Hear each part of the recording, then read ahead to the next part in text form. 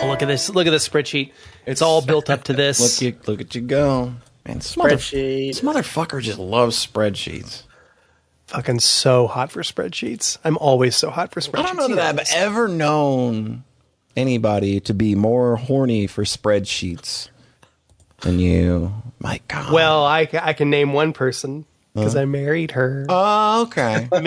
We make and share spreadsheets of video Oh games my together. God, that's just disgusting. That's just gross on a level that just almost confounds me. It's like this is our. I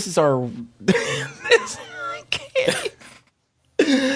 We have like, here's our spreadsheet of H games we're both interested in. Let's look over them together and listen to songs from them. Oh, it's been a whole evening of just this, of browsing VNDB and adding things to our spreadsheet.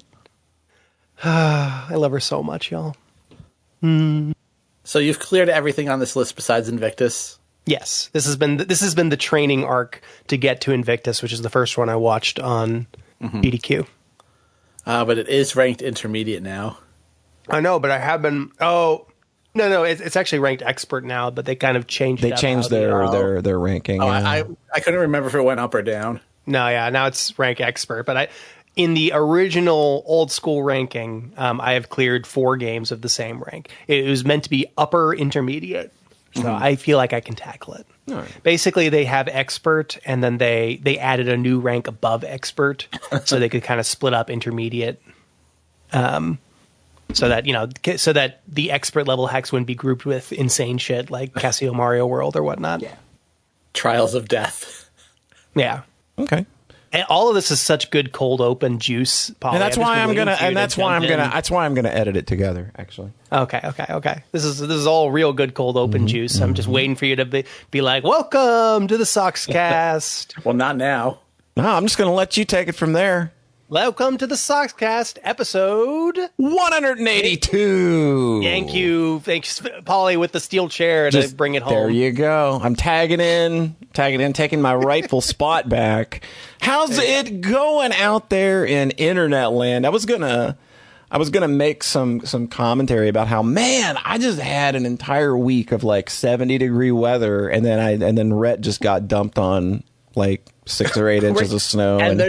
It wasn't actually that bad, but it was wet, heavy stuff, and there's a nor'easter coming tomorrow, so yay! Yeah, it's just that we're plummeting back down into like the 30s and 20s again for the next week. So I can't sit here and complain too much because I mean, a week of 70-degree temps where I'm at in February is kind of a godsend, especially after what we just had.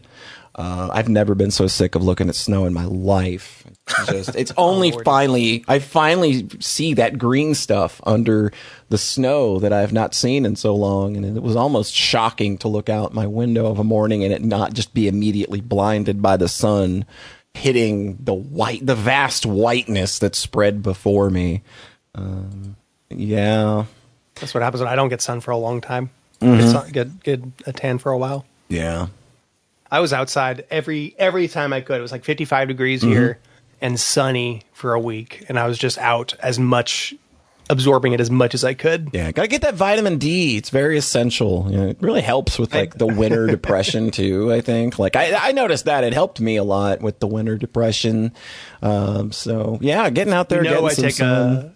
I take a double dose of vitamin D just as my standard regimen. That's just like, I'm taking vitamin D. Yeah. On winter, I go on vitamin D supplements because I know it's coming and it doesn't always kind of stop it. But I noticed that it definitely kind of is a nice pillow at the bottom of the hole that I will eventually fall into. But being able to just get out into the sun kind of does a lot of wonders for you. It's really important. And just moving your body. Yeah. So anyway, that's our contribution for the Sockscast wellness self-help hour. Be sure to clean your room and do your laundry. That's our wash your bed 15. Sheets. Wash your bed sheets. Please wash your bed sheets. God. You really do got to wash your bed sheets. Yeah. We got much better about that after we got the cat. So that. Oh yeah. You're gonna have to get used to cleaning a lot of everything. You're gonna bust that PC down every 3 weeks and get. Oh, God. Yeah, it's terrible. That's the one thing I don't miss. Everywhere. Yeah, I don't miss that part. Now I just crack it open every 3 or 4 months or so. But when you got a cat, it's just like, oh my god, if you don't clean that computer out every 2 or 3 weeks or something, you're asking for long time trouble down the line. There's someone listening right now going, wait, really? Wait, what? I know one person that has not cleaned her computer in a long time, and she recently started having a lot of issues, and she has 2 cats. And I'm just like, well, interesting. I think I know where the issue may lie, darling. Oh, you're the one who told me about like burning candles all the time. Yeah, that's a bad thing too. In your computer. Yeah. You go wipe your fans down after burning candles for 24 hours a day, 7 days a week. Look how black those blades are. You don't realize it's happening. I didn't realize it was happening until I built like a PC back in the day with like clear fans, clear window and stuff. And then, I was that candle person because I wanted my room to smell like vanilla all the time. I wanted it to smell like lavender all the time. And then I look at the PC fans when I pull it. It's like, oh my God, what have I done to this thing? You're tearing the whole thing down, blowing that shit out with some compressed air. It's terrible for your PC. But nobody uses PCs anymore anyway. So true. People just use phones. They just do everything. There's cat hair in my phone. Yeah, that would be a weird thing. I'm pretty sure it's happening. I'm sure it finds a way to get in there. Yeah, I wouldn't. There's also litter ever in there. Yep. Cats are filthy. I think we can all agree. Yeah. Just horrible, disgusting monsters that we can't help but want to snuggle because that purring sound is just so cute. It's just so good. It's just so good. Yeah. All right, y'all. Are we ready to get into this? We're ready to get into it. To my immediate virtual right, his dick's a loaded gun waiting to go off. It's Rhete. Just call me Trigger. That's what I'm going to call you from now on. all cocked up and ready to go. All cocked up with nowhere to go.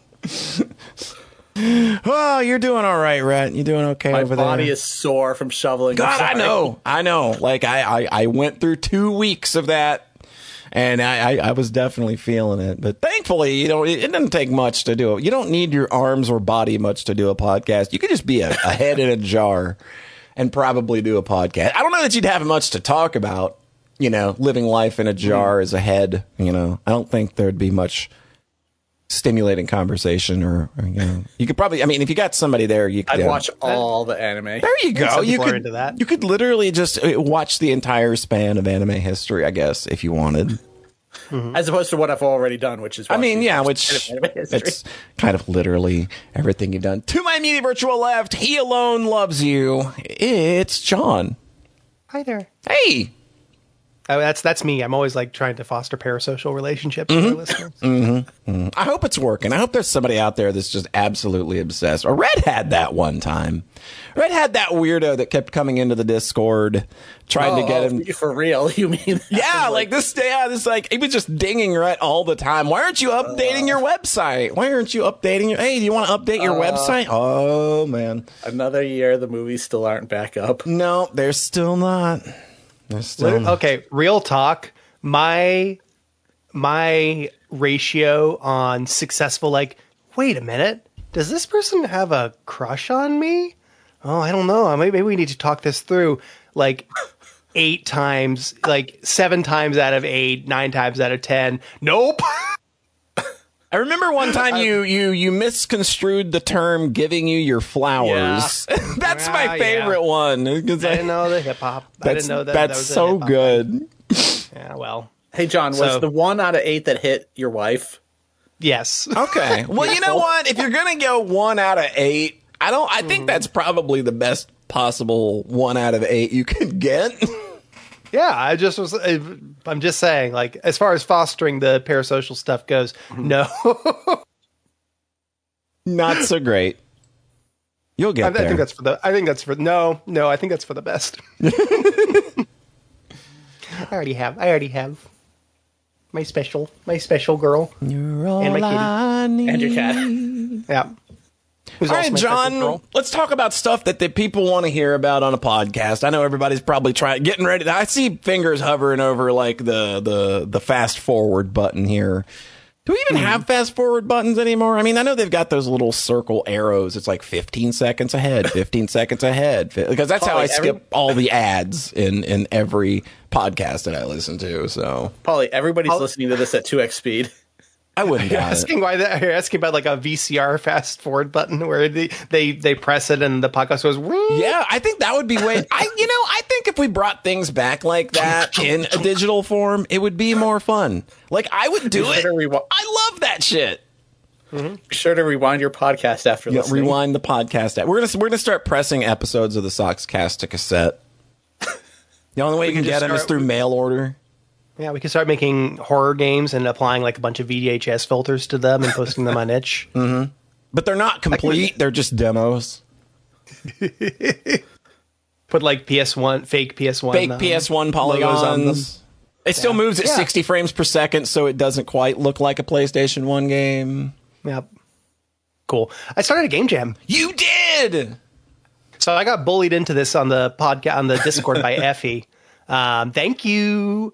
Thank you, Effie. But like, she was talking on the chat, like, oh, it'd be really cool to do like a Discord, like a game jam, for the Sox community. I was like, yeah, I'm really tired, but I've wanted to do it for like 2 years, but I'm really tired. But I have this one idea for this RPG Maker thing. And I laid it out, and they're like, you should do it, John. You should do it, John. And everyone's like, you should do it, John. And then I did it that day. And then it popped off. And now we've had 18 submissions. That is insane. Like, when that thing went up, I wasn't sure what it was, because maybe it's just because I have my own biases and that I hate RPG Maker 2003. Turns out everybody does. Yeah, it turns out everybody hates RPG Maker 2003, but you've got 18 people that have already jumped at the bit to do it, and you even snagged me somehow. I am in the middle of my own magnum opus in this stupid program. I am putting way more effort into this than I probably should be. But now I'm here using RPG Maker 2003, and by the and by the end of the week that this show is out, like, my new game will probably be out. So that's insane.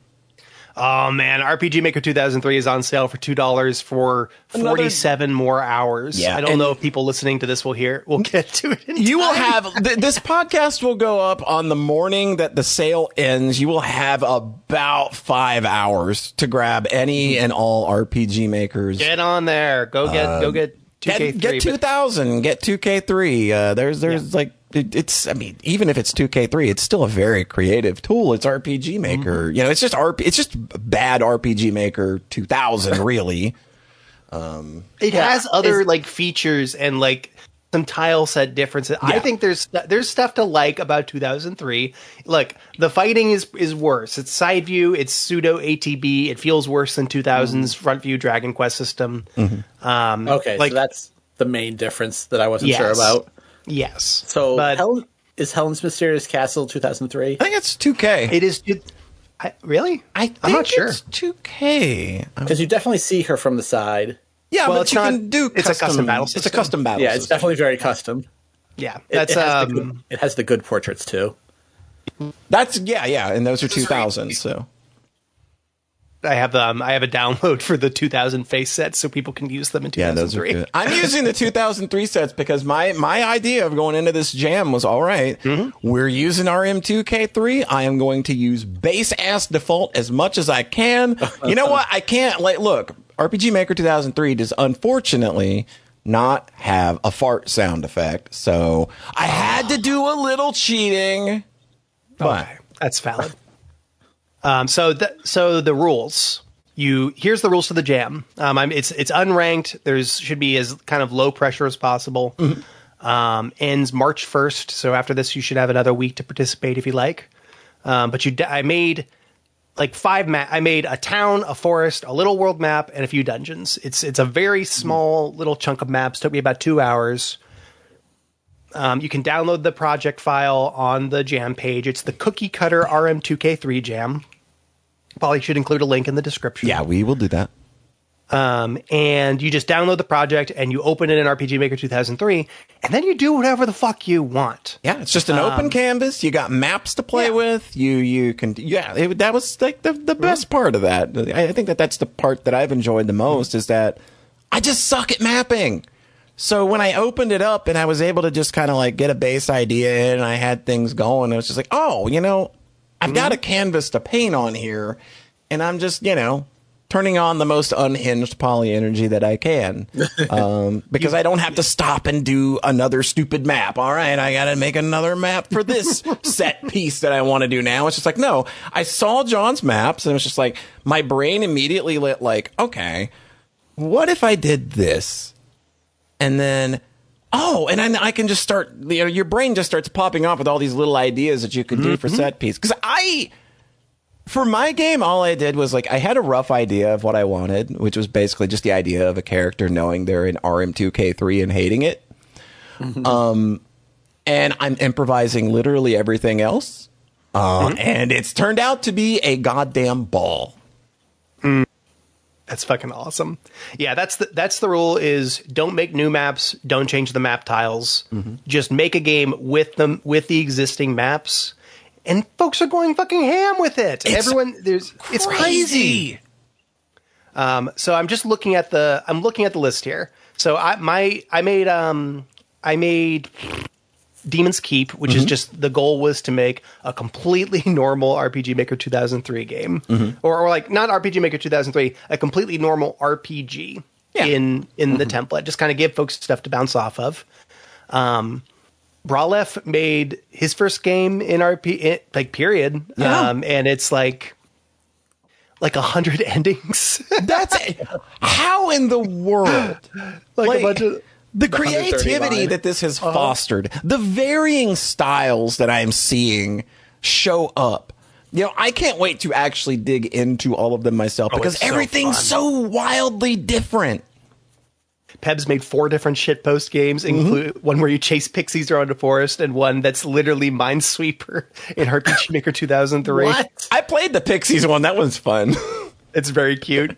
Candle from Domino Club made a funny shitpost. Aria of Flowers made a fucking brutally hard game that Bralef just beat today. Craze, who made Wine and Roses, joined and made a randomizer game. Emmy Socks, new podcast listener and Socks friend, made a really lovely dramatic game. Damn it, I just kind of Shmeev made a really good shitpost game made a really funny shitpost game. Alperu made a fishing game I haven't played yet. Somebody named The Curdle contributed a game. I don't even know what that one is. Evergreen Games contributed. Opossum Valley contributed. Onaman made a moody little walk and talk game. And Claymore Gwen contributed something that looks absolutely twisted. So I've played about half of them so far, and I'm really excited to dig into the rest. I'm having an absolute ball with this. How does one make Minecraft or Minesweeper in RPG Maker? You can play it right now. That's insane sounding. Here you go. We'll get the idea in a second. Well, I'm not going to actually. All right.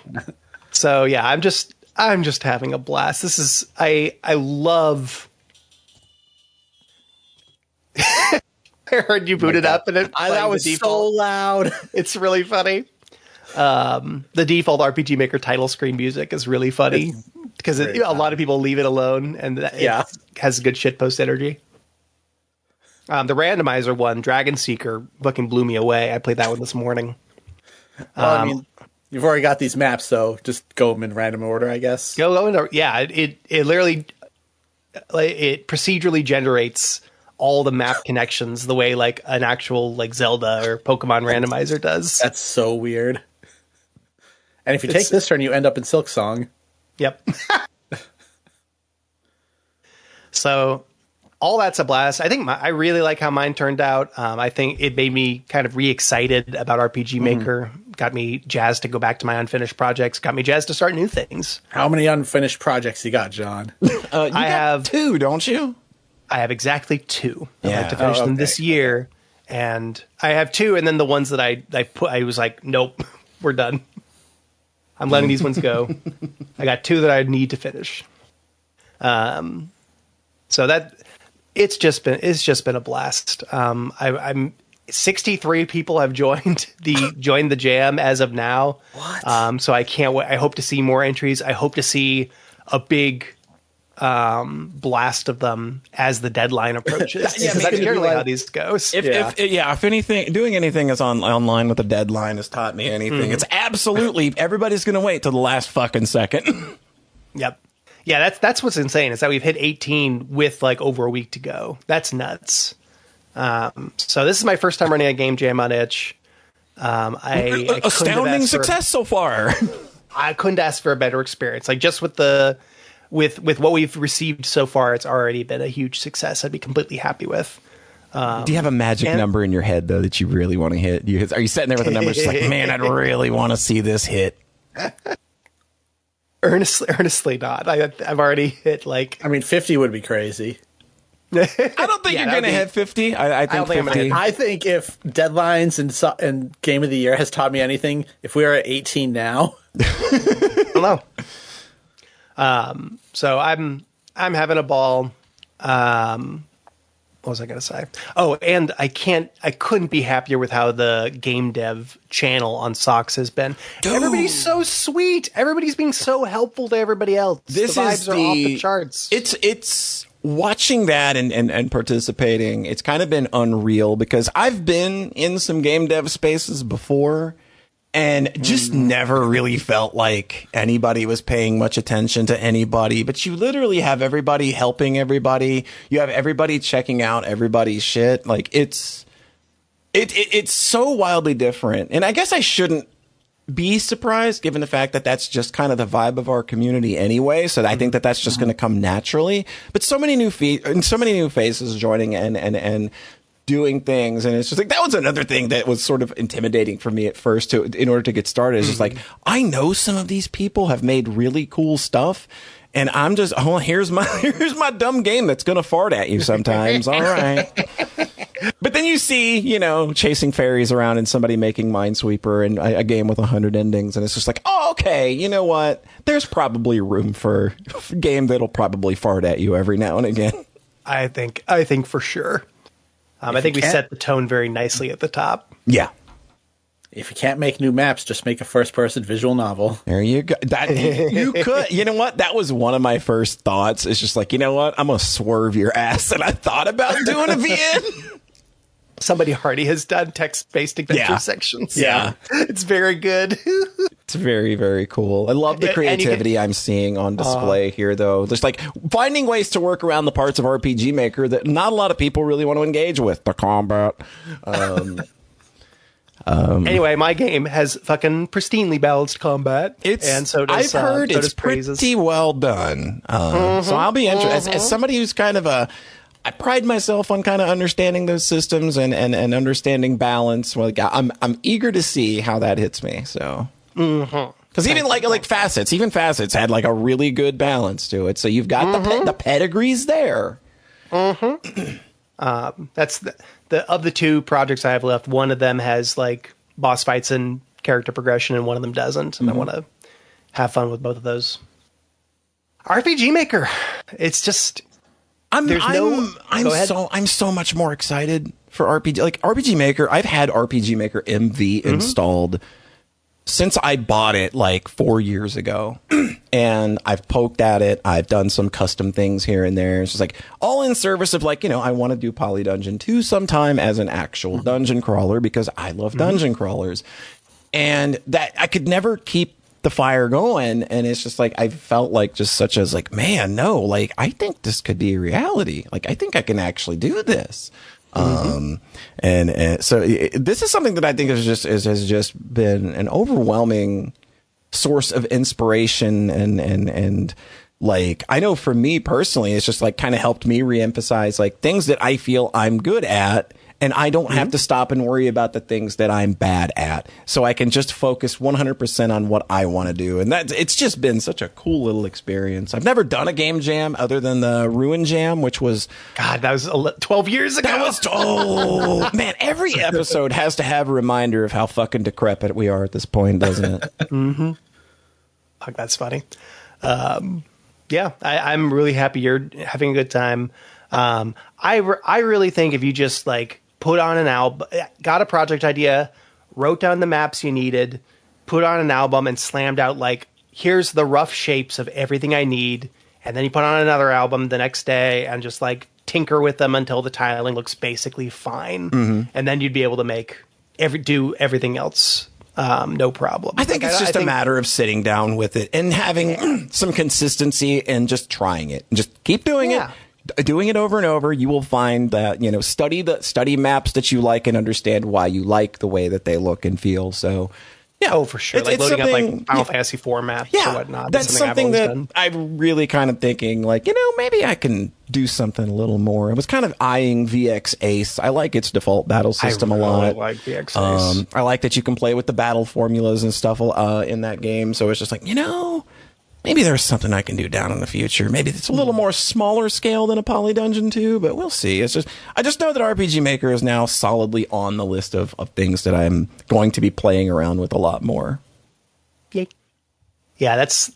I first messed with RPG Maker when I was like 12. Mm-hmm. My first internet forums I seriously contributed to was an RPG Maker forum. And then I didn't finish anything in it until I was 24. Right. Yeah. And then I didn't touch it again for quite a long time. So it feels really good to be getting back into this zone. Don Miguel's RPG Maker 2000. My first RPG Maker was literally in 1998. I played RPG Maker RPG Maker 95. I remember a friend had that downloaded, and I stayed at his place, and I stayed up playing with that all night. And I also own RPG Maker on PS1, and I've finished a game in that, but I can't get that to anybody because it's just on a memory card somewhere. But having like there's just always something there that's been there. It's just like I want to make an RPG, and you can, and that just feels really empowering. There's nothing like I remember sitting down to make a thing and just like having an idea, and then I sat down and 3 hours later, I had like a 2-minute intro cutscene I was happy with. Yeah. And that's crazy. That's the cool thing. It's hard to do in anything else. Yes. When you figure out event triggers and switches and variables and how easy it is to just like make things happen on screen and it looks like a video game just right out the box. It's so easy to kind of just like feel yourself get swept away in that. Yep. 1,000%. Don Miguel liked the Game Jam post. That's so goddamn cool. Like Don Miguel, he's still knocking around, man. That's absolutely nuts. Yep. Makes me happy. Yeah. So that's been a ball. I could jerk off forever about this. It's just been a really good time. I played a couple video games. Oh, did you? I finished 2 RPGs I brought up last time. Let's do the bad one and then let's do the good one. All right. So last time we talked about Breath of Fire. A hot topic of discourse on the Discord once that episode rolled out. It's hot when it's called Breath of Fire. Yeah. And also it's a lukewarm piece of shit. All right. So this is ignited many a friendship ruining discussion.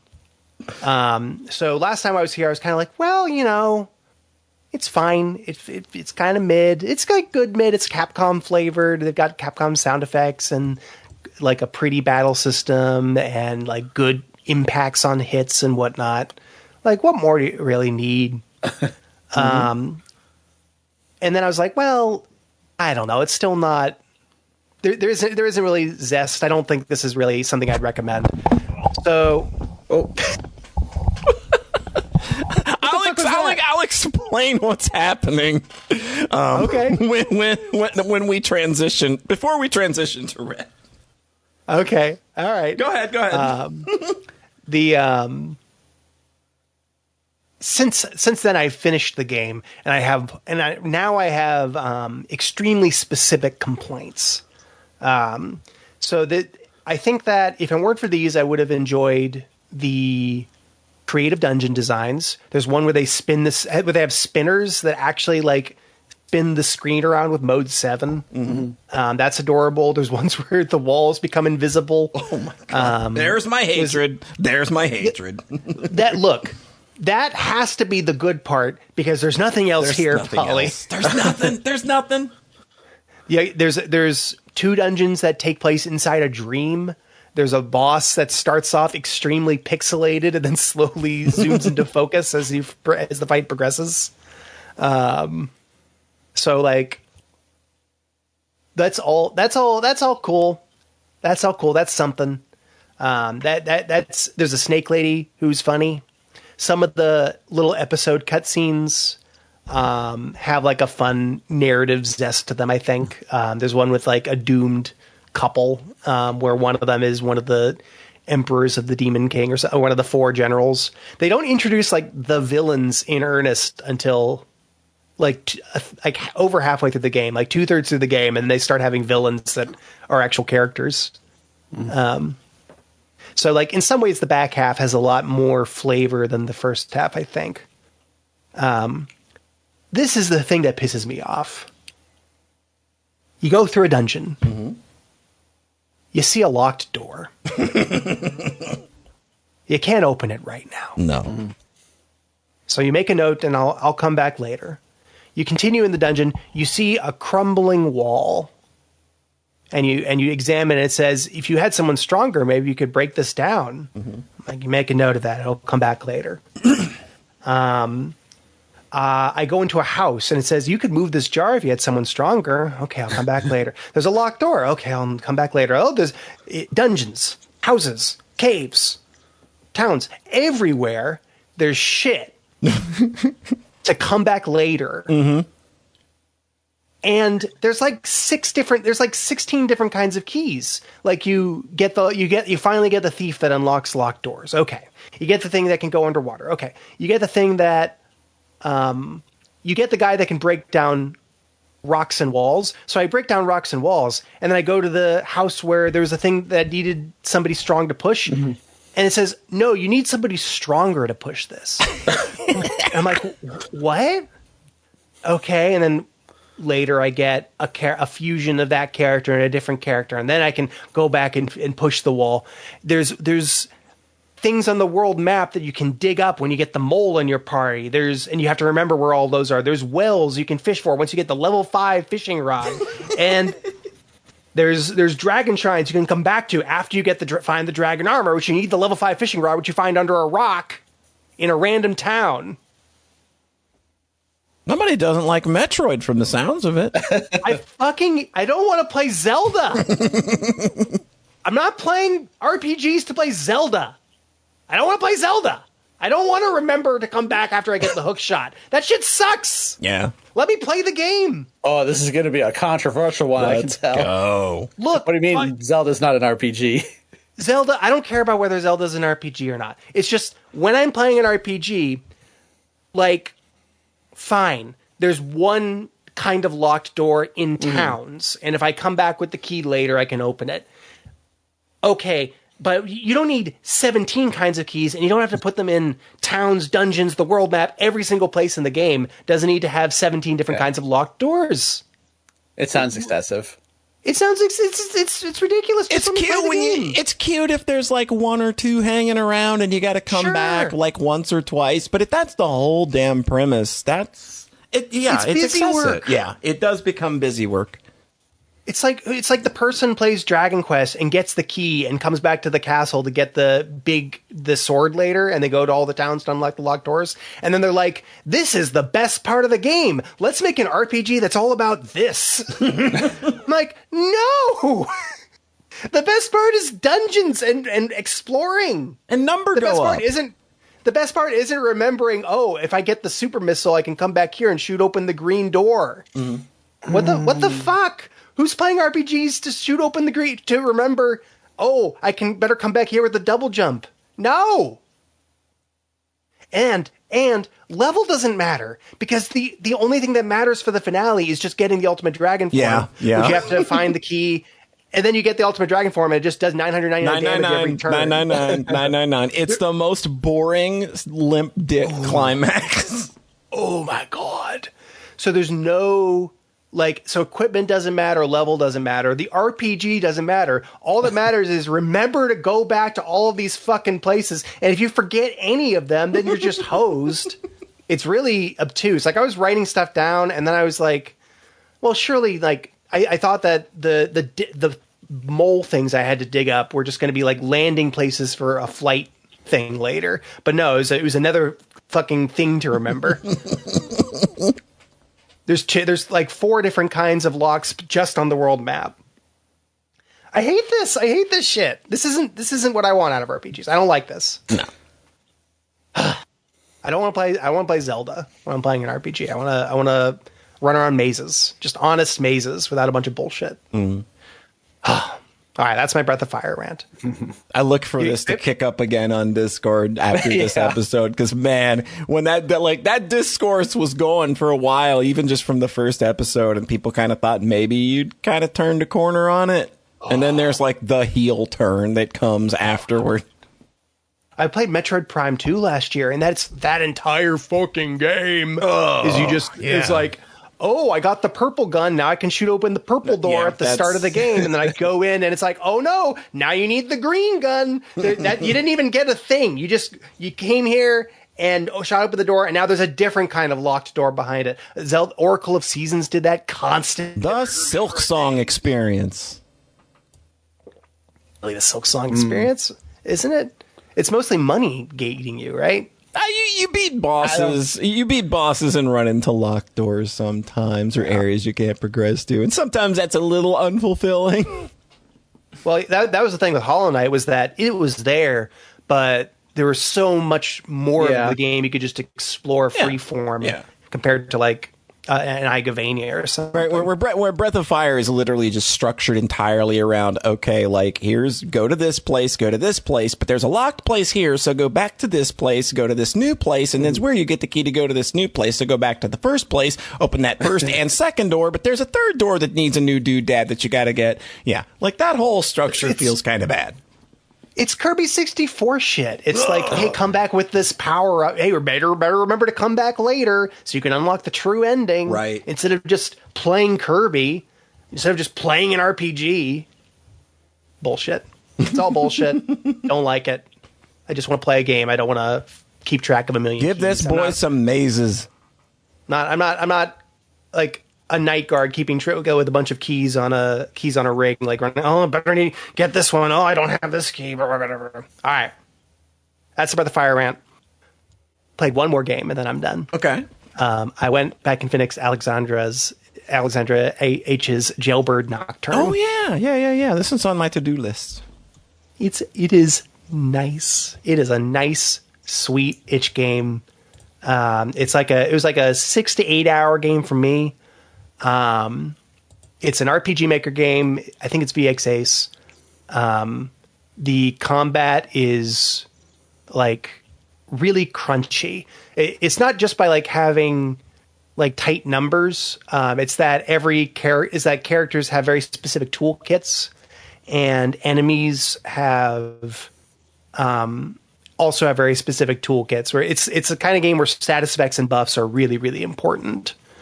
I love that shit. So you have these boss fights that are just like whole puzzles where just figuring out how to get in to their AI and open them up to deal damage is really satisfying. This sounds like something I would be interested in. It's all fixed encounters. It's like symbol encounters on the world map. It's not grindy. It's balanced so that you just kind of naturally hit the level cap playing through the game normally. And then the writing and art and music are all just really, really charming. It's all done by Alex. I love the art style here. It's just so handmade and personal, and just it's really distinct. It really stands out and unique. I'd love to play a game, especially something of this kind of scope, where the the art, music, game design, and writing is all one person, and it's all like competent. That's crazy. I think my one big observation here is that it has one of the coolest implementations of a rival fight I can think of in an RPG. Ooh. I'm not going to spoil like the specifics of how it goes down, but I really like how it's implemented. I wound up yapping with her afterwards and hearing how it was designed on like the back end level. I was like, yes. So I had a ball with this. It's a sequel to a shorter game called Danger Zone on her itch page. But just, I haven't played that one yet. This was still satisfying on its own. I'm really excited for whatever she does next. This was just an absolute joy from top to bottom. Ton of characters I really like. I love Lucifer, the Feta demon. Cause those are the elements are fire, ice, lightning, earth, and cheese. So there's a bunch of cheese themed elements. You're a super wizard in the interzonal space between the demon world and the real world, and you're trapped and trying to escape. And you're kind of shanghaied into fighting demons, and that's the plotting. And then there's a bunch of cute characters and good jokes, and some good drama near the end. It has a really dope finale. It goes hard. Mm-hmm. So those are my arcs. Jailbird Nocturne, much better than Breath of Fire. Kicks Breath of Fire's ass. And every game in the Cookie Cutter Jam kicks Breath of Fire's ass. So come join us all in kicking Breath of Fire's ass. Yeah, let's all kick Breath of Fire's ass together. That's the name of my game jam game. There you go. Let's kick Breath of Fire's ass. I can't believe it's the same series as Dragon Quarter. That's insane. The real rub is that all the Breath of Fire fans were like, we don't like this. We don't like Dragon I know. Quarter. Yeah, that's the thing is that any time I bring up Dragon Quarter around, those kinds of groups, it's like, oh yeah, that's the bad one. I'm not a Metroidvania. I love to unlock doors. I love to to remember to go back to doors later. That's my favorite thing. Oh, I played Breath of Fire as a kid and just do not remember the door stuff at all for some reason. You just flushed it out of your memory because it's just doors. I don't even know if I beat it. I think I did. It's just really nondescript, really. There's not much to remember about that first game. Oh, fucking God. Except the Snake Lady. The Snake Lady's the best part. And it's just because she's a Snake Lady. She's pretty funny. She's got some good jokes. The writing, it does feel a little bit like it has a little bit of that RPG Maker vibe where it's like getting a little bit more confident in itself as it progresses. Yeah. But it's the locked key shit also becomes more and more intrusive as it progresses. So it's kind of 6 of one, half dozen of the other. All right, that's my segment. Okay, so before we pass it to Rhete, like I knocked my microphone over earlier just in a fit of excitement. Okay, yes, we've all been waiting to find out. And the reason is like I stepped out like for about 2 or 3 minutes while John was doing the game jam thing because a friend of mine had stopped by, and they dropped me off this very lovely gift of they went to a 9 Inch Nails show last night. They went to the Peel It Back tour to 2026, and nice. they bought me the tour shirt. And I was just like, opening it up and just almost crying and trying to like contain myself, and I knocked my mic over. So yeah. Thank you, Jay. That was very, very. It was so sweet of you. You didn't have to do that, but that was absolutely lovely of you. I just wanted to put that out there. That's my story. Rhete.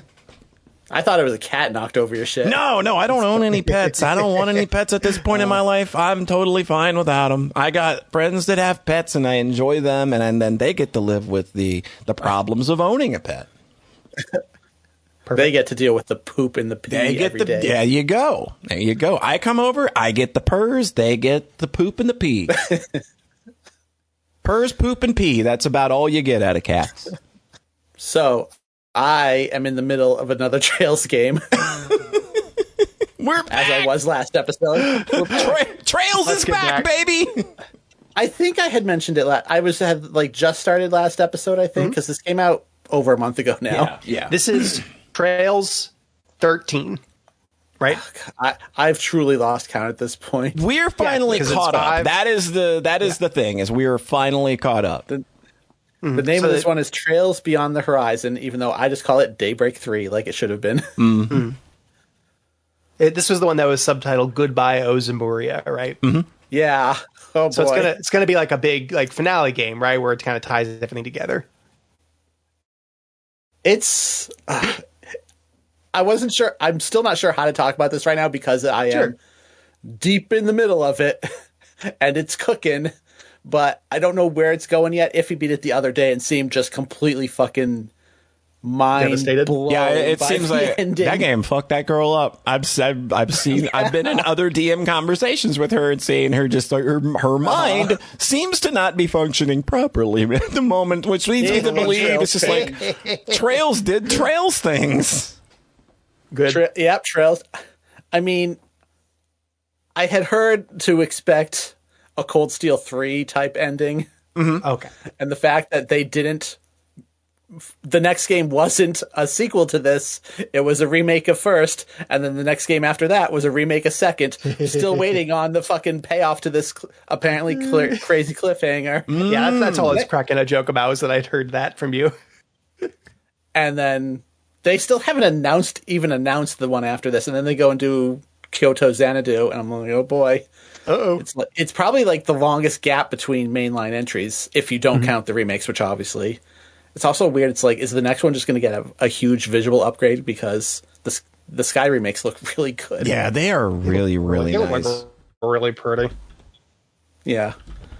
So the structure of this one is it's Daybreak 3 in that, you know, it's the same setting in Calvert and the same main characters, but it brings back kind of the root stuff from Reverie, where like 70% of the game you're playing as Van and crew. And then you have, hey, Reen Schwarzer from Cold Steel is back. And Kevin from Trails 3rd is back. Hey, we love him. We love Kevin. So you'll have chapters where you play as them, and they're cooking a lot. There's a lot going on. I don't want to spoil, even though I'm almost in a position where I still can't spoil because I don't know where this is all going. Because basically, Vaughn is dealing with stuff from the previous two games, like the aftermath of what happened in those. Reen stumbles into aftermath of Cold Steel stuff. So it's like, you realize, like, oh, it's not just like a fan service thing. It had to be him in this arc for very specific reasons. And when you realize that, it's like, oh, where does this go? And then Kevin is like unretiring from his heretic hunter position. So his is like investigating a crime against, you know, the laws of casualty. Oh my god. And his arc is probably the most interesting one so far, because the punishment for the crime that he's investigating is death. Obviously.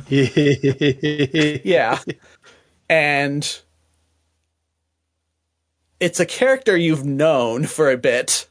So the fact that they're being accused by the church now of something is pretty heavy, and you're like, oh, what is going on here? How long have you guys been setting this up?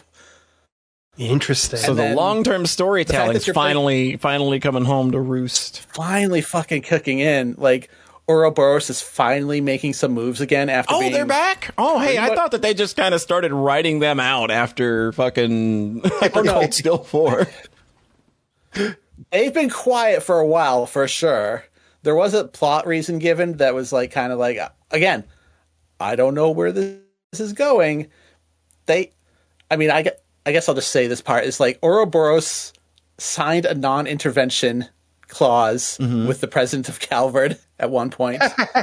Interesting. And that clause expires today, where I am in game.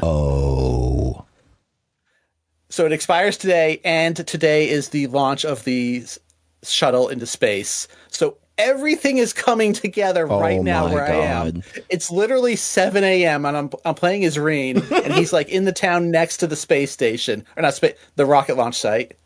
I'm just like, boy, this whole game is like edging. It's great. Like it's just plot thread over plot thread, and you're just not sure where this is going, because I can describe like the heretic hunting stuff with Kevin pretty easily. The shit Van is dealing with, I'm just like, I don't even know where to begin to explain that. It's just like, oh, okay. And how that is related to what's happening in the other routes, and like what Rhete knows at this point. Like, because it's interesting where you're playing as these three groups of characters that aren't communicating with each other that much. Interesting. Because all of this happens in like 3 days of real, in-universe time.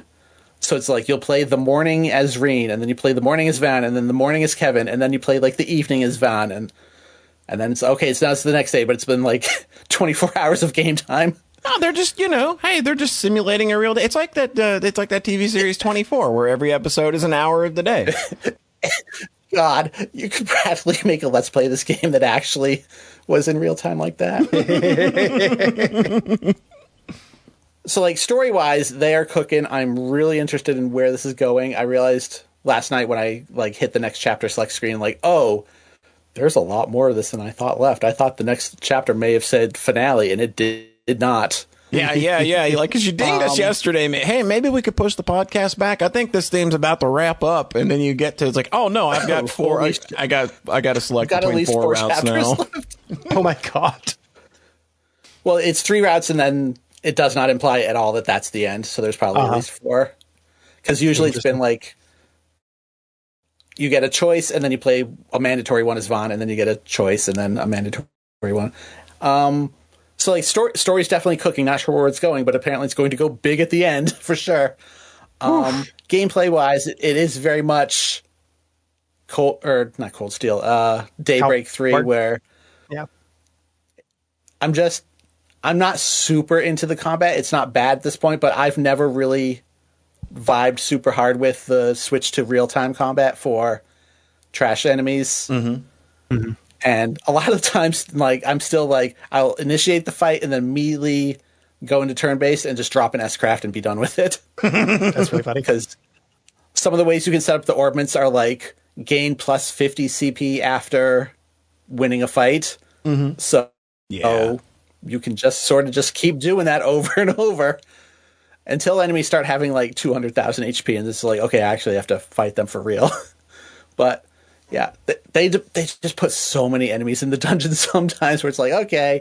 And then the level scaling, as usual, is like extremely, extremely strict, where it's like you walk into a dungeon and kill enemies and you'll gain like a level. And then like 3 levels later, you'll get like 20 experience. It's like, and that just feels terrible. Okay, you're capped here. So it's like, if you kill everything in a dungeon by the end, you're just not gaining experience. Yeah, you're getting like, okay, nothing. Just run past everything. Yeah.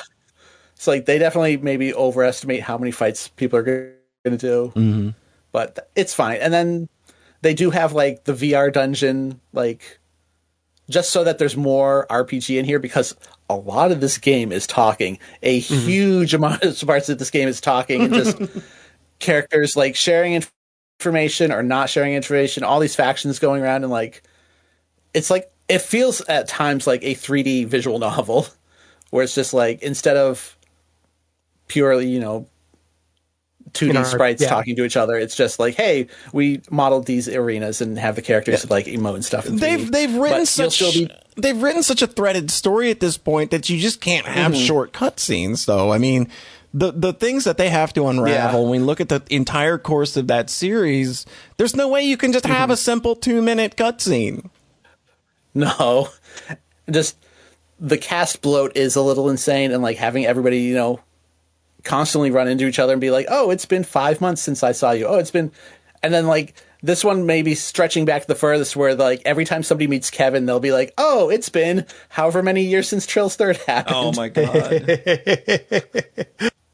So it's just like they've got the whole swath of cast from a lot of franchises at this point.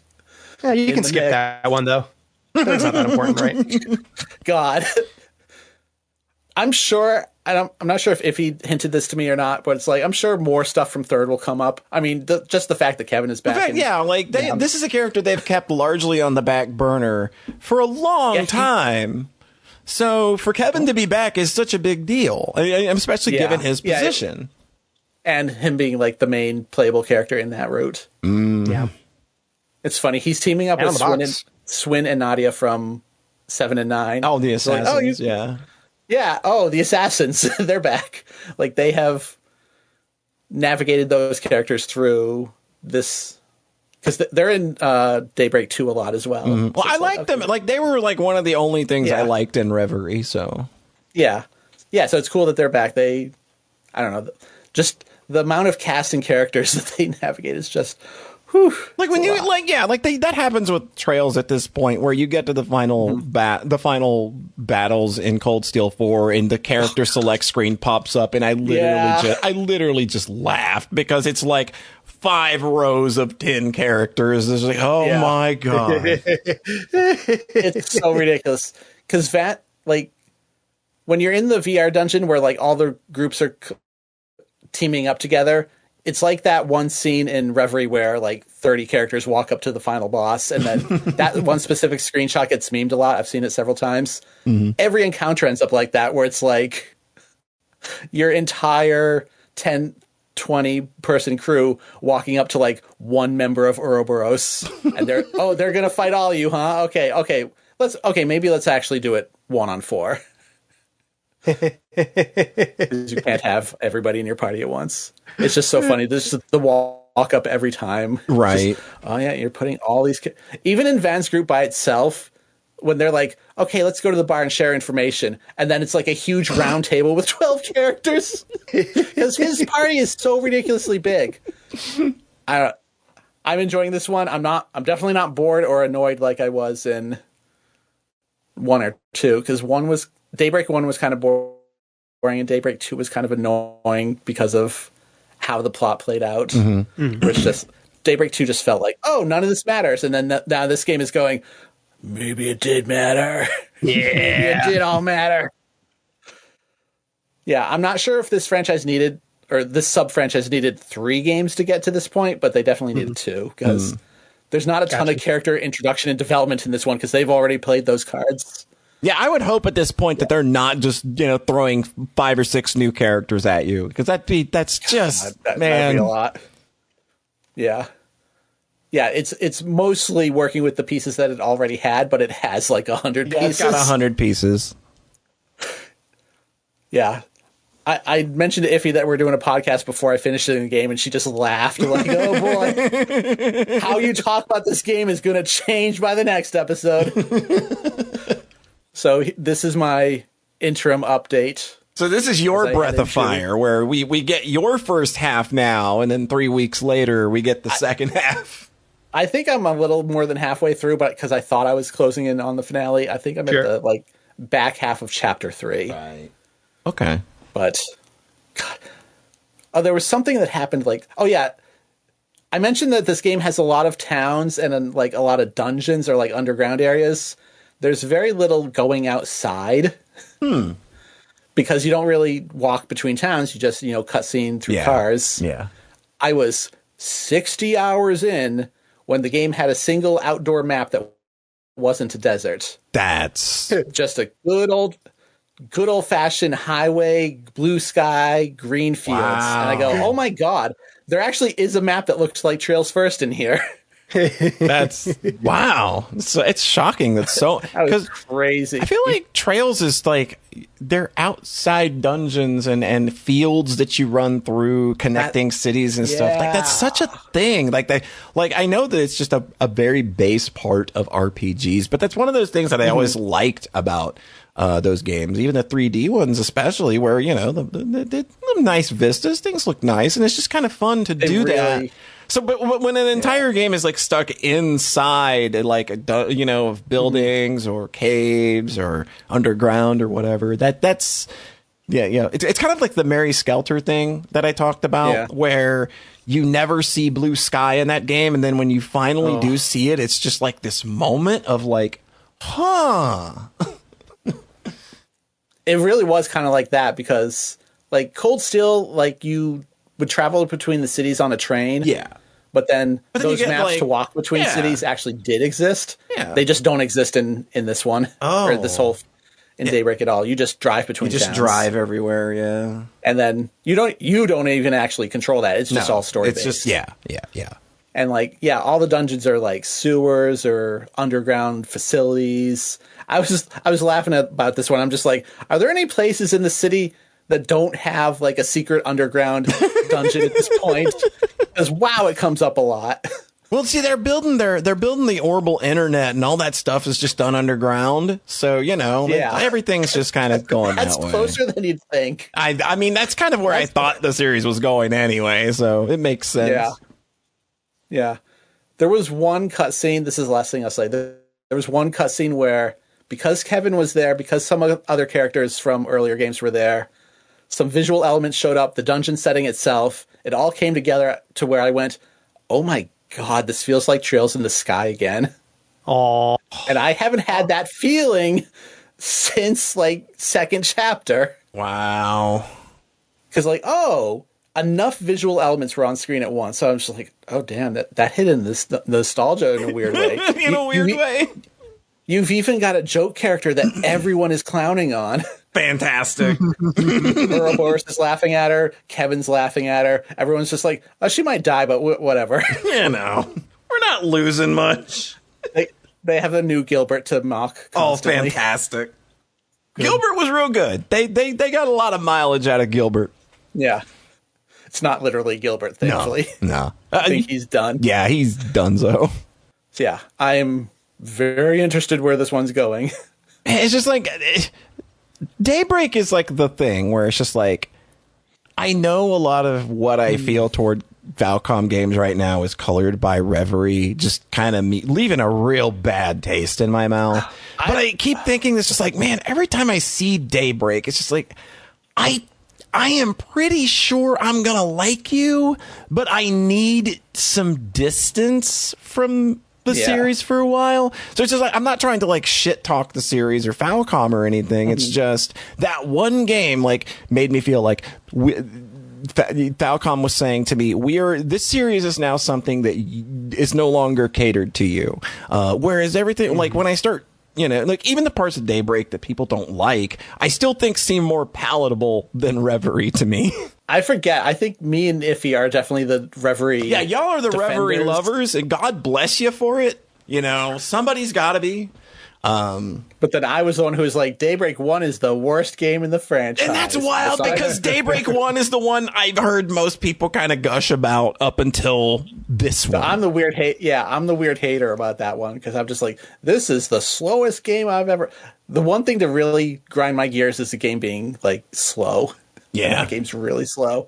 It's tricky because these games are very long. Yeah. There's almost no level to where this game, Beyond the Horizon, would be good enough to where I would recommend you playing the previous two to get to it because that's like 200 hours. Yeah. Like it's just too much of a time commitment. It's so much game to ever recommend if you're not already like deep in it. The thing for me is with I think that if I do go back to Daybreak, I'm kind of probably going to throw quote unquote gamer pride out the window. I'm not going to be playing it on hard or anything. Like I'm here for the story and that's it. Like I'm pretty sure Maple plays all of these games on easy and just has a ball with them and is enjoying the story just the same. And I think that when I come back, that's probably how I'm going to approach it because I don't know, like the combat system didn't really like. I've played a bit of it.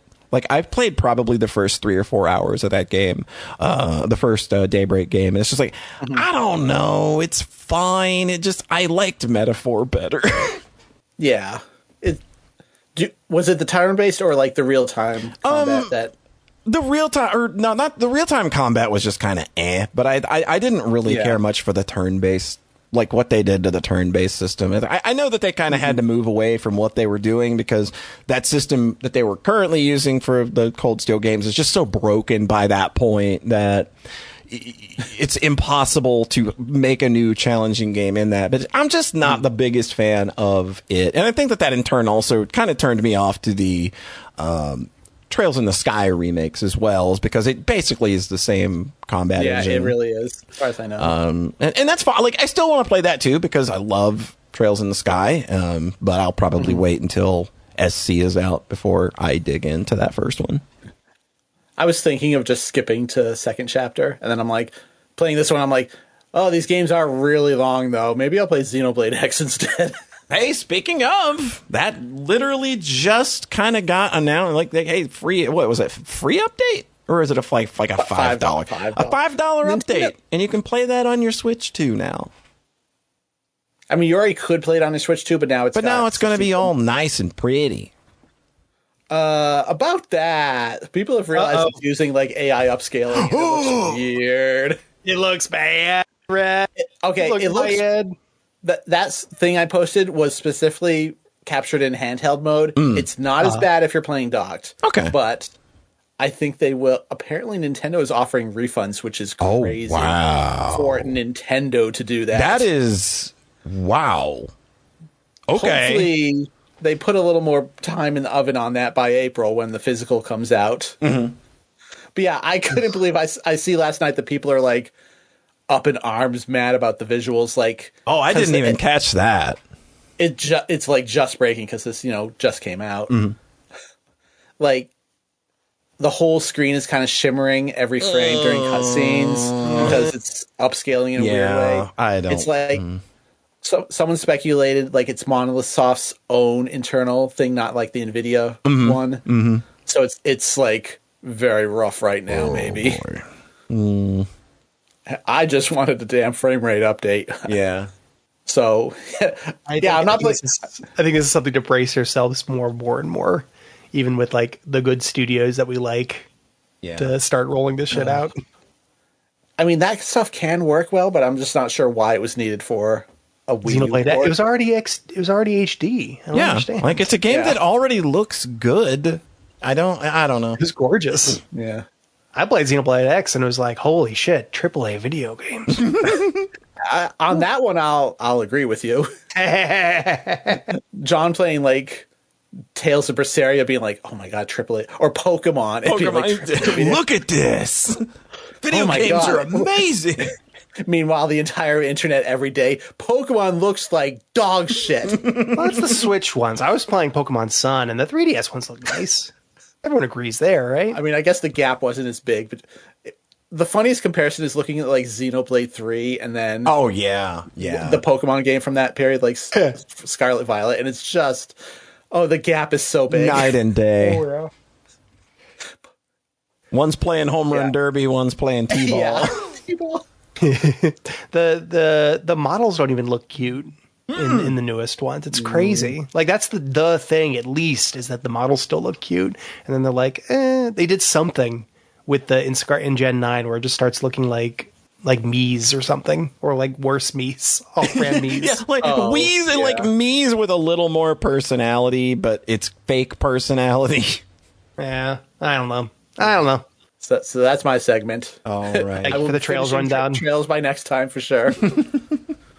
All right. So last time we were together, I had a nice theme going on. We did the post-apocalypse, and I got it just by complete random chance. It's happening again. We're locking in for a singular segment on one specific thing. How y'all feel about Touhou? I love Touhou. Oh, Touhou. My first hyperfixation. Oh my god, yeah. Like and Touhou, we know them, we love them. Great shooters, lots of great characters. There's a Touhou for everybody. Yep.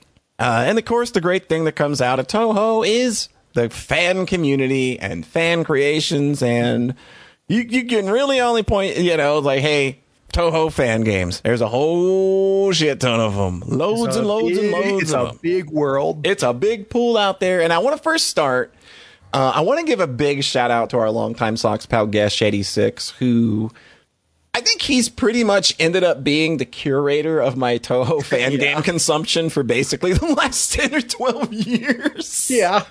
Like, I've either found out about games from him, or he's basically ended up generously gifting me some of them over the years. And it's just banger after banger after banger. You got Touhou Luna Nights, Scarlet Curiosity, Third Eye, The Genius of Sephiroth, Artificial Dream in Arcadia, Ephemeral Unnatural Balance, Labyrinth of Toho, Kubanashi Recollection. Like, I'm probably missing a few. I'm just trying to ring off all the ones that I know of because of guests either telling me about them, doing videos about them, or sending them to me. Just Toho fan games. So that's where we're at right now. That's the mode we are going to strap in and get locked into. So I played a couple. The first one I played is Cross the Boundaries. Oh, this one looks pretty. So this is another one of those times where I ended up playing a genre that was like a big thing for apparently a lot of people, but just completely passed me by. And just the RPG makery kind of horror game. Mm-hmm. But this is kind of also just like a lot of visual novel segments too. So it's not just that, but I didn't actually realize there was a walk around component. I thought it was just a visual novel. No. It's a big walk around solve puzzle thing. There's a lot of cool stuff going on in this game. But this is it's a story that focuses on the Secret Sealing Club, and they're basically, they're an occult club basically, and its members are Renko Usami and Maribel Hearn. And the funny thing about these two characters is that their origins just aren't in any game at all. They are literally just... my understanding is that they literally come from literature that came on one of Zune's music albums. Yeah. They've never appeared in any official games in any capacity. But the fandom has really taken to them a lot. So since this is Toho, like Renko and Maribel aren't just like typical college girls, of course. Renko is basically a living GPS. That's her thing. She can look at the sky and tell you exactly where she's at and what time of day it is or whatever. It's a very weird power. And Maribel visits alternate worlds in her dreams. The game kind of explains all that a hell of a lot better than I can, and it does it with a lot more detail, but if I kind of tried to go over how it's explained in game, I'd be another like 5 minutes trying to, touch on all the various things. So I'm really condensing things here, but the story itself is that Maribel keeps having dreams where she always ends up being killed in the end, and eventually she ends up disappearing. And Renko has to find her way into those dream worlds / alternate worlds to rescue Maribel. And while she's doing that, she is also going to end up finding out about a lot about Maribel's really traumatic past. Game kind of goes dark in ways that don't expect a Toho game to go sometimes. Love it. And all of these dream worlds take place in very well crafted, like horrored up versions of some familiar Toho locations. So, hey, there's a Scarlet Devil Mansion, the Magic Forest, Myorin Temple. All of these get reimagined, and like, I love the amount of joy that you can feel that the dev had in recontextualizing all of these locales and all of this music and all of these characters with a more psychological and physical horror aspect. And I think that just deserves a lot of praise. Like, I was stunned with how creative this game is with those reimaginings of things that you're already familiar with. You can get to kind of see them in a different way. And basically in all the dream worlds, kind of like I said, there's, you walk around, you explore, you collect items, you solve lots of puzzles, and that part of the game also is just super well done and really clever. Had so much fun with the puzzles in this game, and I'm always that person that's going to be the first to complain about a puzzle. That's me too. But I had no problem with any of them. I thought that they were all really pretty clever and tied to the worlds that they were in. Just a lot of really cool meat on that bone.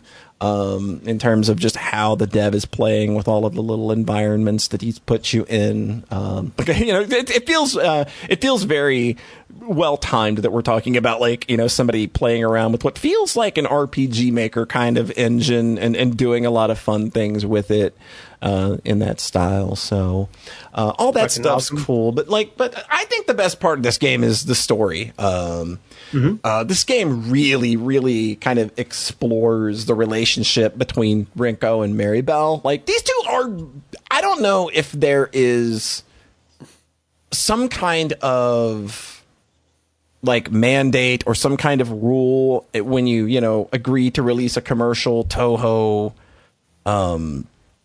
fan work. I don't know if there's some kind of thing that explicitly says like you're not allowed to have characters dating or anything. So without ever explicitly saying it, these characters are totally girlfriends. They are madly in love with one another. They are always staying over at each other's place. They're always holding hands. They're always telling each other how much they care about each other. It's so unbelievably sweet, and the writing really gets you invested. Like, these characters, even if you don't know them, they're written in a way where they're immediately just engaging, and you're immediately pulled in. And there's also a lot of really good nuance and texture to the way that it explores their relationship, as well as how that relates to each of these characters. They keep themselves at a distance from people for their own reasons, but it also makes them wary of their own feelings for one another because of the nature of Maribel's powers and like the fact that she could disappear one day. And the emotional climax just completely just caught me off guard. There's two endings, and they're both crazy. And the consequences of both endings just further pushes you into understanding how much these two characters really love each other. This game is just fantastic. I have no complaints. Like, it is a fantastic 3 to 4 hour, $5 video game. $5? That's $5. Oh, no! That sounds like the best kind of arc you could hope for with this kind of RPG Maker. Yeah, for sure. Like, it is so good. Like, and the thing is, this is enjoyable whether you're a Touhou fan or not, because this is it's a game that uses Touhou as a framing, but not so much that you need to be invested deeply in its lore or understand any in-jokes or anything. There's not a lot of knowledge that's required. The core of the game is literally just like a solidly told love story in the middle of magic and horror. And man, like, I could not be more delighted than I was with Cross the Boundaries. Yeah, like, you got an evening and you got $5. Man, I struggle to think that you could do much worse than Cross the Boundaries. Like I said, even if you're not a Touhou head, this game is absolutely fantastic. You mix things up there in a very funny way where you said, I don't think you could do much worse. Oh. I promise. You know, words are hard sometimes. Words are hard sometimes. Words are hard sometimes.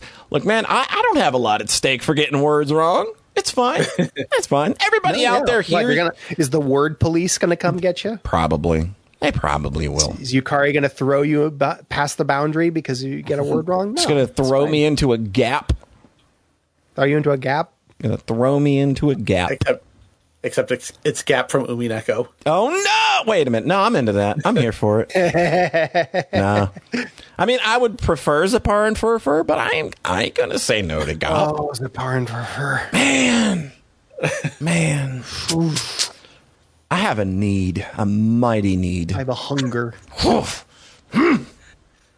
Anyway, so that's Cross the Boundaries. Play it. It's cool as shit. It'll probably make you cry. It's that kind of game. That kind of game. What more do you ask for? Exactly. All right. So here we are, folks. Now the real star of the show. Oh, okay. So this is the big one. This is the big one. This is a game that I have been waiting for since I finished Labyrinth of Touhou 2 like 9 years ago. We are finally going to talk about What is it? about Labyrinth of Touhou Tri, the Dreaming Girls, and the Mysterious Orbs. I guess when you preface it that way, that is the thing. It makes sense that that's the game. It probably makes sense that this would be coming after I said Labyrinth of Touhou 2. Yeah. It'd be wild if you were like Super Castlevania 4. But there you go. Breath of Fire 1. I think it's been out for a while. Yeah. What does that have to do with Labyrinth of Touhou? That's crazy. So I have endlessly shilled for Labyrinth of Touhou 2 over the years. I'm happy that game has a more official release in the West on Steam. I think it is kind of a definitive version of it. It's one of my favorite dungeon crawlers of all time. It's one of my favorite games of all time, period. So this game has a lot to live up to. And I'm just straight up front, I've not even come close to finishing this game. Like, it came out literally like 2 days after our last podcast, I think. So I've had about 3 weeks with it, and I'm only about 40% through it. I'm taking my time because I kind of want to just take time and luxuriate in it, because it's been a 9-year wait, and that second game meant so much to me. But this is also a game that almost demands that I take my time with it. Yes, that's the vibe. Yeah, it is. So I think the way that I can describe this game, kind of just like in a very basic way, is it literally feels like someone spent 9 years reiterating on a masterwork. Like, everything that is in this game feels like it is here because 3 Peso really sat with it. He sat with those ideas and really considered carefully whether implementing them would contribute to the overall picture, and whether it would make and whether all of those things would end up better versions of what was in Labyrinth of Touhou 2.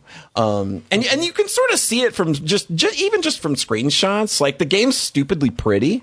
Yes. Like, I think like the videos you've shown. The Labyrinth of Touhou games are literally just like they're ping files throwing math and particle effects at each other. But this game's presentation makes everything just look and feel so much cooler. Like, the menus are gorgeous. The character art is just really, look at these characters. It's like, yep, I love all of them. The dungeons are a huge step up in terms of environments. Like the first Labyrinth of Touhou is just like a lot of brown, isometric mazes, and it's very basic. They're like fate. They're not even environments. They're like, no, they're just cells. They're just big brown mazes. Labyrinth of Touhou 2, you're just filling in circles, and then you've got some hints of an environment around. And this game just like, oh no, there's a really nice tile work on everything. Like, it's just very pretty at all times. And it's not even just like in screenshots. Like, if you see the game in motion, even just like going through menus, it's just like, this just feels really nice and looks really pretty all the time. And I guess sort of digging into the actual meat of the game is just, oh boy, there's so much here. Like, if I tried to sit here and explain like every growth system, crafting, combat, character build, we would literally just have an entire episode of the show if you wanted me to explain all that in detail. This is a game that is just mechanically dense in a way that honestly overwhelmed me when I played the demo last year. Like, I felt like, man, is this gonna just be too much for my brain to keep track of at all times? But you really kind of just start finding a rhythm through the system, and it all makes sense. And even when the game's just like piling everything on you pretty fast, everything just kind of keeps feeding back into one another in a way where when you're going through that loop of like what you're doing, it's just like, oh, this just all kind of feels natural after a few hours, actually. If you just kind of sit there and live with it and like, don't put up don't try to resist it. Just kind of like accept, okay, like crafting. Oh, I don't like crafting, man. I hate Brad.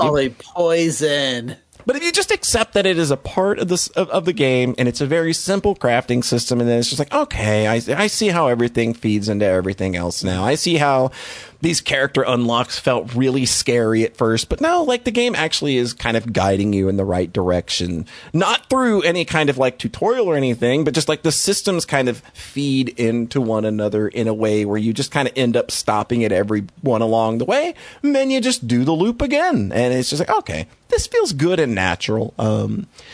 This game also has all of the generosity from Labyrinth of Touhou 2. Like, you can still respec and reskill at any time. There's even systems that just, like, let you generate equipment you don't even have materials for. Like, it's really nice in the ways that it's, like, giving the player a lot of advantages, or taking some time out of things that maybe you would have had to have grinded for back, you know, in Labyrinth of Touhou 2. Like, it's all just really definitely one of those things where it's like, yeah, I can see how there was like 9 years of thought put into this. There is not a part of this game's battle system that isn't plainly documented for you, like, at all times. Like, every ability in the game's attack formula is shown, and like when you do damage to an enemy, there are indicators that explain how various effects were applied and like what stats calculated the damages and the resistances. And if you're unfamiliar with the boss game patterns, right? Oh yeah, there is an option that you can turn on where if you just like press a button during a boss fight, you can see the boss's entire script, what it does, and how it reacts to things if that's something you want. Like, it's stuff that's just like being surfaced here in a way that you don't typically see in these kinds of games. And I think that makes this game a lot more, you know, like, oh, my brain is going to be just working overtime while playing this.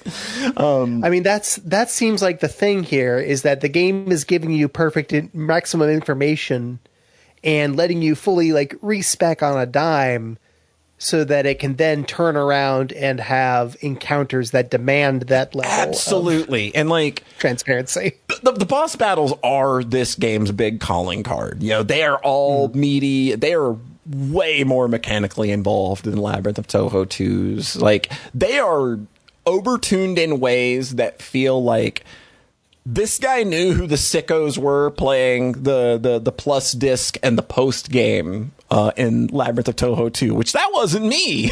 So when I got to some of these new mechanics or these bosses that are just so hyper tuned in a way that's just like, man, this feels like do I just need a specific team to do this? And it's like, no, there still seems to be a genuinely pretty good a spread of strategies that you can employ to tackle pretty much any boss fight. Like, I don't feel that any fight that I have won that I've had to bust my ass winning that that's the only way you can do it. Yeah, I've never felt that way. Like, I've had to put my thinking cap on a hell of a lot through a lot of pretty rough fights, but I've also cracked a few of them on the first try, you know, and just being able to adapt on the fly. So the game still has like that really good feeling you get when you crack a nut like that, or when you finally dial a boss in. It's like, I know what to do with you now, and then it'll do some real fuck shit later.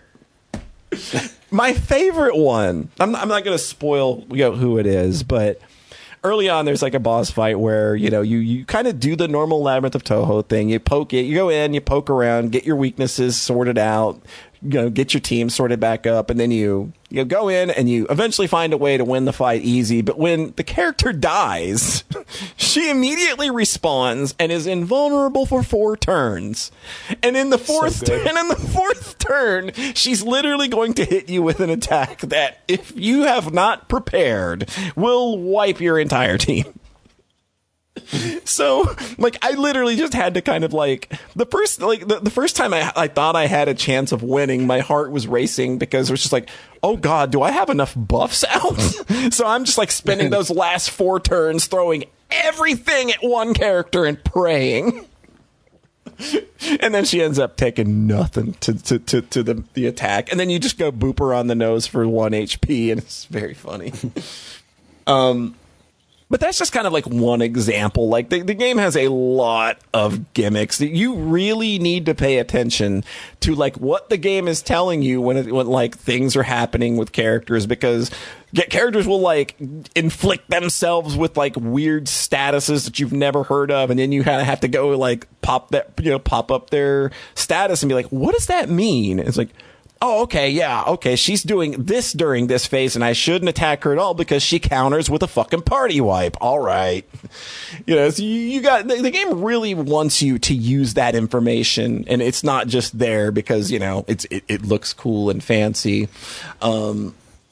So a lot of systems in play there. Like that stuff is just, the boss fights are amazing, but kind of like adding to what is already a dizzying amount of mechanics are the characters themselves. Oh my God, this almost broke me during the demo because I thought I'm going to be too dumb for this game. I'm not going to be able to do this. Nearly every character in this game isn't just a character. There are 48 characters, and a lot of them are their own separate system. God. Every character has a skill set unique to them. They've got a skill tree, and a good portion of them have to be played in battle in some specific ways to function at their best. To use a real simple example, Patchouli is a mage that is very powerful. And when you cast, say, a fire spell, she will gain what is called a stack, which stacks are kind of the universal term that this game uses for resources that characters build up in battle that are separate from their magic points. So Patchouli casts fire. She then gets a fire philosopher stone buff, or a stack. And that means that from that point on, when she uses fire again, the fire attack will be more powerful. Real simple one to work with. And then you get skills that sometimes allow you to start battles with random Philosopher Stone buffs. So a real simple version of kind of what we're going for. And these things just go absolutely wild because like the skill system this time is a skill tree, so, and you can respec these at any point again, so it's fine. So a character will often have like 2 or 3 different modes that they can be in that you can build different types of stacks for. So every like there are a lot of characters that just have like anywhere from 1 to 3 different ways you can play them. And like I said, I was really afraid it would make everyone feel really gimmicky. But those systems actually, like, they start becoming easy to manage. It's just that when you are rolling around a dungeon with 12 characters at a time, that is a lot to keep in your brain at all times. And like when you throw off like certain attacks, you'll see like 5 or 6 like names of stacks popping up on your character, and it just looks insane. But again, I think it's like everything else with this game where it starts to your brain gets used to it at some point if you stick with it. But this is absolutely a game that like I can't play it if I'm tired. Like I can't play it like I like to play dungeon crawler games to relax. I think that Etrian Odyssey is just prime comfort food. Like even Labyrinth of Touhou 2 was just comfort food. This game just, no. Like there are so many things going on, not only in combat, not only in dungeons, but also just behind the scenes while you're at base that you've got to keep track of. And it's a lot. Like this game is asking a lot for a lot of brain power here. And that's not counting the fact that that's not counting the fact that by the time you get to like the after the sort of the first fourth of the game, the dungeon gimmicks and puzzles start really kicking in. Like first one was like, oh boy, it's block pushing time. And can you imagine how I felt? Dropped. Done. And there was actually a post-release patch because the dev had received I have to imagine just like really loud assholes who just want everything to be the same thing all the time. Did not like that the dungeons were more gimmicky and puzzly once you sort of got out of the first fourth of the game. And he rolled out a couple of patches that stripped out a lot of the puzzles. Like it just kind of and the community really kind of like swelled around seeing that happen. And it was just like, no, dude, we like this shit. This is the good stuff. And it was nice to kind of see him kind of realize that, like, no, like, it's just a lot of very loud people that weren't, you know, it's Steam, you know, like, this is his first major release by himself on a global scale. And I think that he kind of knee-jerked a bit, seeing some of those negative reactions, and I'm glad that like the translator that's been working with him this whole time was sort of able to kind of get that point across. It's like, no, listen, the people that matter, that are playing this game and enjoying it, they love this stuff, and it's nice because like he said himself, like, you know, and when he reverted the patch out and put the original puzzles back in, he's like, this is my ideal version of the game. You know, I want people to enjoy it. So it was really nice that he was able to kind of like get that all figured out and stuff. That's nice. It's really hard when you're putting out a game that's deliberately really hard. Yeah. Yep. Yeah. Because like this happened to Silk Song as well. Oh, yeah. Where they wanted to revert some stuff immediately. Mm-hmm. Red flowers. But even like some of the bosses that did actually get nerfed, like I remember the one boss getting nerfed, the one moth thing. Yeah. I think I'll close out here. Sorry, I've gone a little long, but this is no worries about this is a follow-up. Game you were very psyched about. Yeah, I think the story is really, really awesome in this game so far.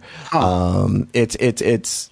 I won't go into like the full details, but basically everybody kind of gets pulled into a nightmare world.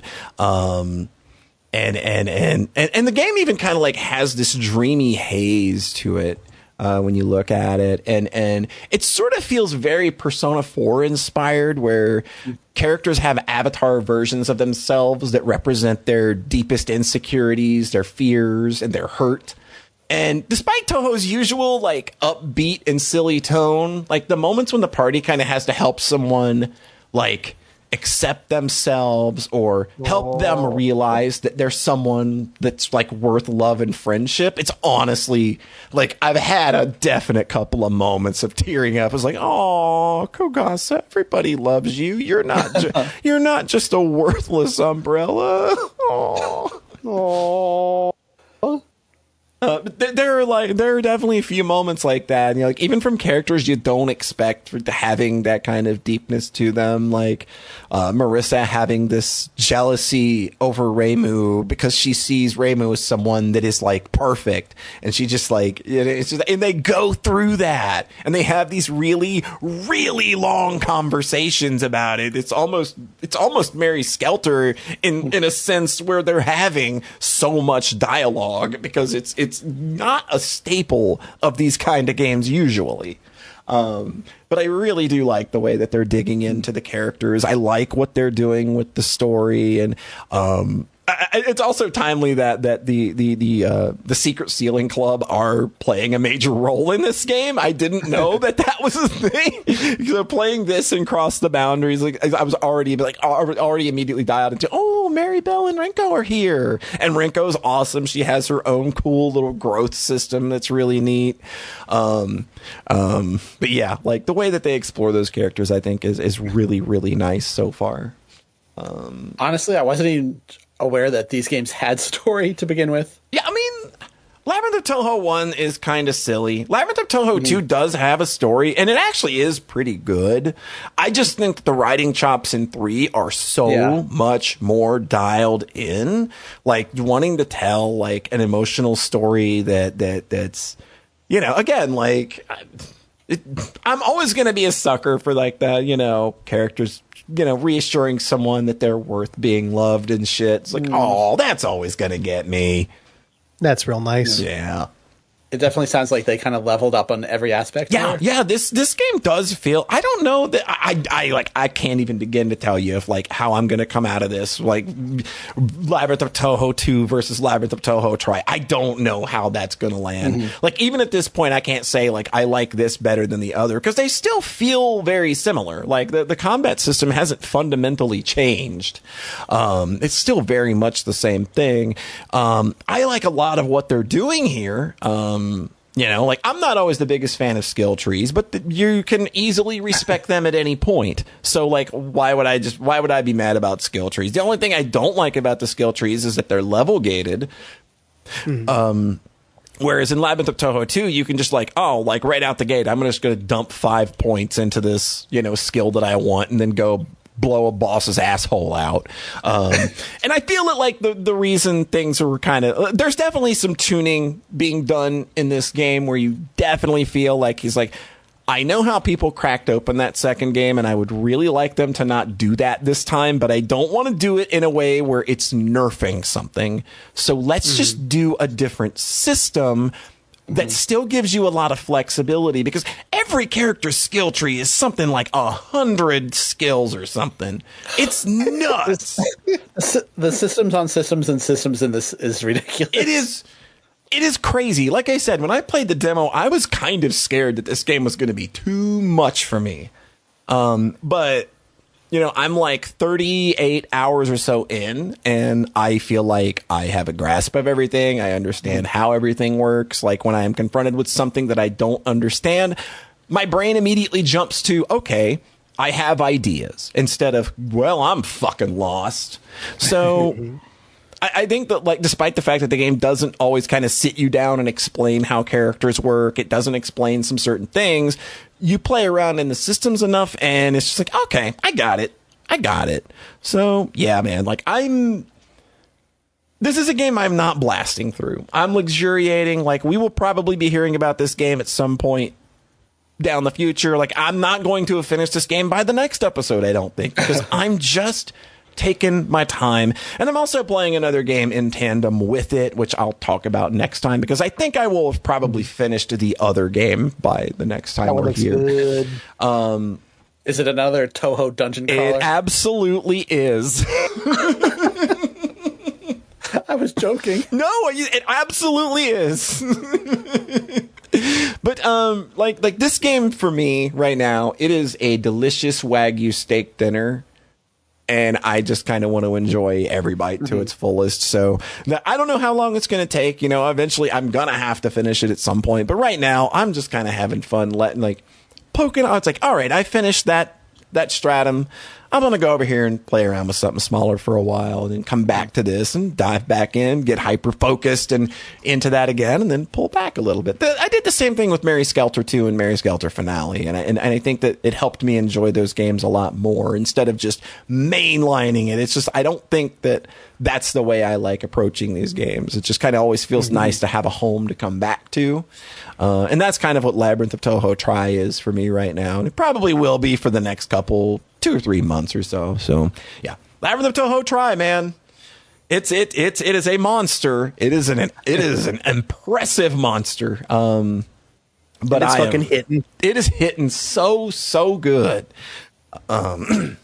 Is it basically a single developer game? Yes, yeah. 3 Peso is a solo dev, so he's the one that had to implement these thousands of skills and balance all of these characters. And so for one person to be able to do that, and on top of doing all the dungeons and doing all the puzzles and all the background stuff like crafting and all these other systems, it's just like, dude, how does one person do that? Takes 9 years. It takes 9 years. It takes 9 years. But in this case, I'll say a 9-year dev cycle sounds justified. Yeah. Yep. Yeah. For the scope of this game feels like it was 9. Like, I don't know whether it was being developed for the full 9 years. I don't know when exactly he started working on it. But I can tell you, this is a game that feels like it's had a shit ton of thought and love put into it. And it is absolutely like, You like dungeon crawlers, like I'm always going to say Labyrinth of Touhou 2, go give it a spin. But if you really want the new hotness, like you can still jump into LOT Try totally fine. If you would rather, if you kind of just want all of those nice bells and whistles of attack formulas and stuff, and all those all that nice quality of life stuff, I would say, yeah, like you could play this totally fine. 2 sounds less scary. 2 sounds comfy. 2 is scary. Because I always recommend people look, I'll be honest, you'll probably want a wiki open to kind of get some character recruitment stuff down and to kind of understand how attack formulas work, and maybe to get you through a couple of bosses where you're just not sure what's happening, because that game does not explain anything. This game at least does have an in-game tutorial to kind of help point you in a direction, but it will not be what gets you to the finish line if you're struggling against a boss. You're still going to have to use your brain. Cool. Good shit. Yeah. I'm so happy that this game turned out as good as it's been so far, and I'm just so looking forward to getting more into it after I finish making my RPG Maker 2003 video game. So to bring it back full circle. To bring it back full circle, since we're getting ready to close things out here, John's Game Jam's going strong. You still got to have, by the time this episode comes out, you're still going to have about 7 days to kind of get something done. RPG Maker 2003 is $2 right now. So. Yeah. Come on, you want to. Come on, I'm excited. I'm going to release a video game. I'm getting giddy. All right, John. Is it a Touhou fan game? No, it's not a Touhou fan game. I bet you can find RPG Maker sprites of Touhou characters. Oh, God, I would not be shocked. It's probably the easiest thing in the world. I would not be shocked, but yeah. So, John, where can the internet folks at home find you? Farawaytimes.com. And Rhete. Playing Trails. Playing Trails. And I'll be playing Touhou, probably. Whole bunch of Touhou. That is going to do it for this episode of the show. We, of course, always appreciate your time. We always appreciate the discussion. And we hope you have a nice rest of your whatever, wherever you are. And until next time, please remember, we are the podcast that loves you. We are the only ones that love you.